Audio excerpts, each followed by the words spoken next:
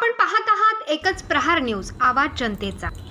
सार्वजनिक बांधकाम विभाग परंडा कार्यालयातील कर्मचारी यांनी लिलावाच्या आधी चिंचा विकल्या आणि नंतर चिंचेचा केला लिलाव। सार्वजनिक बांधकाम विभागात चोरांचा सुळसुळाट, कुंपणच खाते शेत। वरिष्ठांच्या गैरहजेरीत आणि सुट्टीच्या दिवशी चिंचा झाडून विकल्या।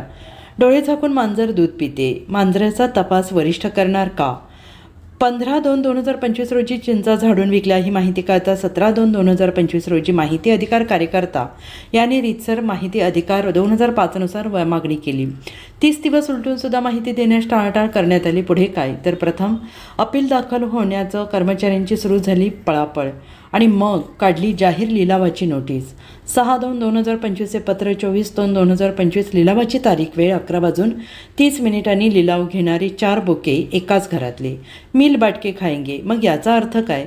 15/2/2025 चिंचा झाडून नेल्या आणि लिलाव झाला 24/2/2025 आणि माहिती अधिकार कार्यकर्त्याला माहिती दिली 25/4/2025 पण ती पण चुकीची। पाहूया वरिष्ठ अधिकारी या डोळे झाकणाऱ्या मांजरांवर काय कारवाई करतात आणि माहिती असून सुद्धा माहिती देण्यास विलंब करणाऱ्या जनमाहिती अधिकाऱ्याला 30 दिवसांच्या विहित मुदतीत माहिती न दिल्याने आणि चुकीची दिशाभूल करणारी बनावट माहिती दिल्याने माहितीचा अधिकार अधिनियम 2005 मधील कलम 20(1) नुसार 25,000 रुपये दंड, कलम 20(2) नुसार